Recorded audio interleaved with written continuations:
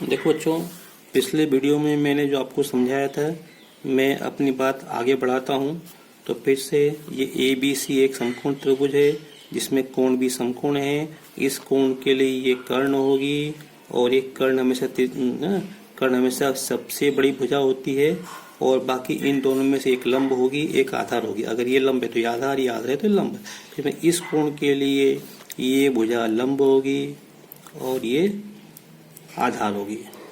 अगर मैं इस कोण की बात करूँ तो इस कोण के सामने वाली भुजा लंब होगी, ये आधार होगी। तो फिलहाल मैं इस कोण की ही बात कर रहा हूँ। तो लंब ये है और आधार ये है और कर्ण ये है। मैंने आपको बताया था कि साइन किसी कोण के लिए लंब और कर्ण का जो अनुपात होता है उसको हम क्या कहते हैं, उसको हम साइन से बताते हैं। और आधार और कर्ण का जो संबंध होता है वो उसको हम कोस से बताते हैं इस कोण के लिए। इसी प्रकार tan A का संबंध होता है लंब और आधार से, लंब बटे आधार। आप देखेंगे यहाँ पे कि चित्र में है ना। अच्छा, फिर अब देखो तो ये साइन कोस टेन, इसको हम क्या बोलते हैं, त्रिकोणमितीय अनुपात। अब इसका उल्टे भी होते हैं। अब उल्टा शब्द हम उपयोग नहीं करते, हम कहते हैं व्युत्क्रम। इसके व्युत्क्रम होते हैं, अनुपात होते हैं। साइन का होता है कोसेक, COSEC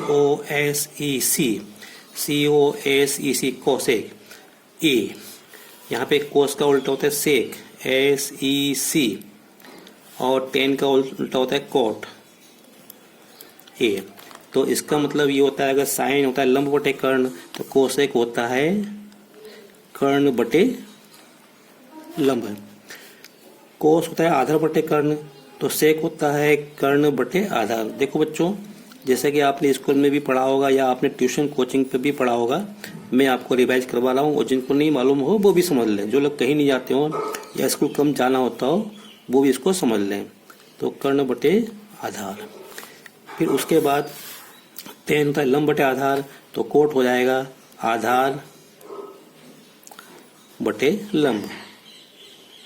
यहाँ पे मैं एक बताऊँ, जैसे इस चित्र में लंब क्या है BC, कर्ण क्या है AC। तो यहाँ पे ये हो जाएगा कर्ण ऊपर आएगा, कर्ण AC में आपको इतना लंब क्या हो जाएगा BC। यहाँ पे क्या लिखा था, BC बटे AC लिखा था, यहाँ AC बटे BC आएगा। इसी प्रकार यहाँ पे हमने आधार बटे कर्ण, आधार क्या है यहाँ पे AB, कर्ण क्या है AC। तो यहाँ पे हो जाएगा ये AC बटे AB। यहाँ पे हमने लिखा था लंब BC आधार AB, यहाँ पे आएगा ये आधार AB और लंब BC। तो देखो अब 6 अनुपात हो गए, 6 त्रिकोणमितीय अनुपात हो गए। Sine cos tan cosec sec cot. इसका व्युत्क्रम ये होता है, इसका व्युत्क्रम ये होता है, इसका व्युत्क्रम ये होता है, इसका उल्टा, इसका व्युत्क्रम ये होता है, इसका व्युत्क्रम ये होता है, इसका व्युत्क्रम ये होता है। जैसे हमने कहा था साइन की SIN ही होती है, कोस की कोसाइन कहते हैं, टेन को टेंजेंट कहते हैं। ऐसे ही इनके भी नाम है कोसेकेंट, सेकेंड और कोटेंजेंट। लेकिन संक्षेप में हम इसको ऐसे ही लिखते हैं, इस तरह से प्रचलन में है लिखना।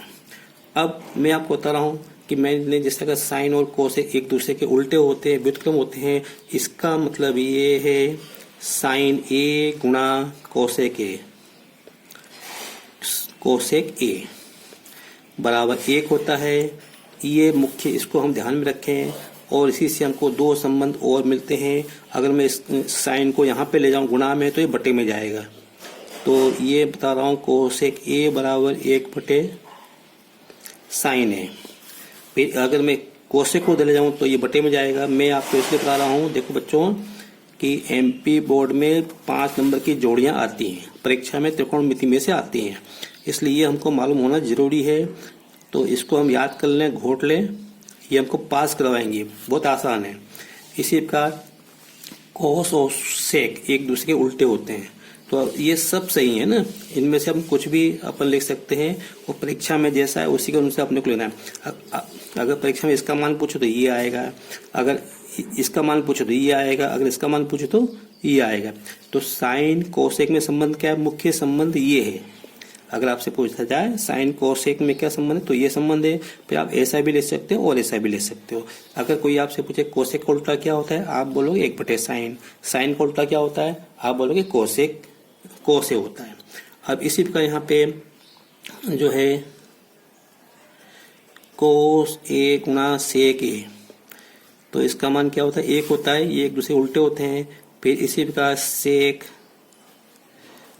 के बराबर 1/कॉस ए, ये हमारा मुख्य होता है। इसको ध्यान में रखें, इसी से हमको ये मिला है। और इसी प्रकार कोस ए बराबर 1/सेक ए, ये हमको मिला है। फिर उसके बाद इसी प्रकार टेन और कोट, टेन ए गुणा कोट ए बराबर 1 होता है, ये हमारा मुख्य है। तो इससे हमको क्या मिलेगा? इससे आपको मिलेगा कोट ए बराबर 1/टेन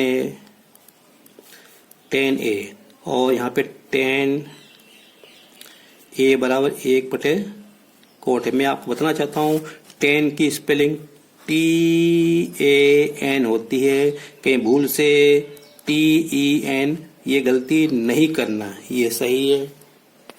देखो बच्चों, इतने में से आपको 1 नंबर की ओटी आपको मिल रही है, वस्तुनिष्ठ आपको मिल रहा है। मैं बाकी के इनमें क्या संबंध है वो भी मैं आपको बता देता हूँ। साइन वर्ग ए प्लस कोस वर्ग ए बराबर 1 होता है। यहीं से ये अपना मुख्य है। इसी से अपने को 2 संबंध और मिलते हैं, 2 क्या 3 मिल जाएंगे। तो यहाँ से मिल जाएगा अपने को कोस वर्ग ए बराबर 1 माइनस साइन वर्ग ए, और इधर से मिल जाएगा अपने को कोस साइन वर्ग ए बराबर 1 माइनस कोस वर्ग ए। यहाँ से एक संबंध और मिल सकता है, इस एक को इधर ले आओ तो ये हो जाएगा यहाँ पे साइन वर्ग ए प्लस कोस वर्ग ए माइनस 1 बराबर 0। तो इसमें से परीक्षा में कुछ भी आ सकता है, जोड़ी में कुछ भी आ सकता है। तो ये आपको ध्यान में जो है रखना है, इसको आप याद कर लो। इससे हमको 3 स्थितियां मिली। एक बात और, अब इससे हमको 2 रिलेशन और मिलेंगे। वो कैसे? जैसे अगर यहाँ से अपन वर्ग हटाएंगे तो इस पे क्या आ जाएगा? वर्गमूल आ जाएगा। कोस ए बराबर यहाँ से वर्ग हटा दिया तो इस पे वर्गमूल आ जाएगा 1 माइनस साइन वर्ग ए। इसी प्रकार यहाँ से वर्ग हटाऊंगा तो ये आ जाएगा वर्गमूल 1 माइनस कोस वर्ग ए यहाँ से। अब इसमें से वर्गमूल नहीं हटा सकता मैं ना। तो अगर कोई आपसे पूछे कि साइन और कोस में क्या संबंध है, तो साइन और कोस में इसको बोलेंगे साइन वर्ग ए प्लस कोस वर्ग ए बराबर 1, या साइन स्क्वायर ए प्लस कोस स्क्वायर ए बराबर 1। यहाँ पे कोण ए के स्थान पे बी हो सकता है, ध्यान रखना। अगर यहाँ पे ए है तो यहाँ भी ए आएगा, अगर यहाँ बी है तो यहाँ भी बी आएगा। ये थीटा कहते हैं इसको फाई कहते हैं। अगर यहाँ थीटा है तो यहाँ भी थीटा आएगा। अगर मान लो यहाँ 30 डिग्री है तो यहाँ भी 30 डिग्री आएगा। ऐसा नहीं कि यहाँ पे 60 डिग्री आएगा, यहाँ पे 30 डिग्री, ऐसा नहीं होगा। ये कोण समान होना चाहिए। समान कोण के लिए संबंध ये होता है। अब देखो और संबंध देखो, ये होता है कोसेक COSEC, कोसेक वर्ग ए बराबर 1 धन कोट वर्ग ए COT, कोट। ये मुख्य संबंध होता है यहाँ पे। और इसी से हमको दूसरे संबंध भी मिल सकते हैं। वो कैसे? इस कोट को उधर ले आओ तो हो जाएगा कोसेक वर्ग ए माइनस कोट वर्ग ए बराबर 1। और फिर ना, या एक काम करो, इस कोसेक को उधर ले जाओ तो इधर क्या हो जाएगा? 0 बचेगा। तो ये हो जाएगा कोट वर्ग ए माइनस कोसेक वर्ग ए प्लस 1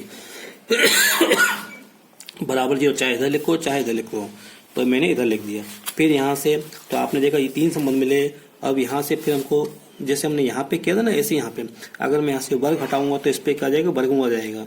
तो COSEC कोसेक ए बराबर हो जाएगा वर्गमूल के अंदर 1 धन कोट वर्ग ए। और इसी प्रकार यहाँ से कुछ गलत हो रहा है क्या? हाँ, रह गया कुछ यहाँ पे। तो कोसेक वर्ग ए माइनस कोट वर्ग ए, यहाँ से कोट वर्ग ए, यहाँ से मिलेगा कोट वर्ग ए बराबर ये हो जाएगा कोसेक वर्ग ए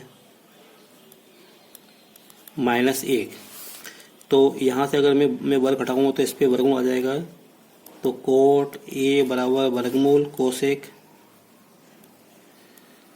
वर्ग ए माइनस 1। इसी प्रकार मैं जल्दी से आपको बताता हूँ, ये संबंध होता है सेक वर्ग ए बराबर 1 प्लस टेन वर्ग ए। तो यहीं से अपने को मिल जाएगा, देखो सेक वर्ग ए माइनस टेन वर्ग बराबर 1। ये अपना मुख्य संबंध होता है। संबंध सेक और टेन में ये संबंध होता है। यहाँ से टेन को उधर लाए तो इधर 1 बचेगा। फिर यहाँ से अपन इसको सेक को उधर ले जाओ तो ये हो जाएगा 1 प्लस टेन वर्ग ए माइनस सेक वर्ग ए बराबर 0 हो जाएगा यहाँ पे। और दूसरा यहाँ पे इस 1 को उधर लाओ तो ये हो जाएगा यहाँ पे सेक वर्ग ए माइनस टेन वर्ग सॉरी ये हो जाएगा यहाँ पे, ये तो हो गया ना, हाँ, सेक वर्ग ए माइनस 1 बराबर टेन वर्ग ए। अब देखो यहाँ से हमको क्या मिलेगा, यहाँ से मैं वर्ग हटाऊंगा तो इस पे क्या आ जाएगा, वर्गमूल आ जाएगा।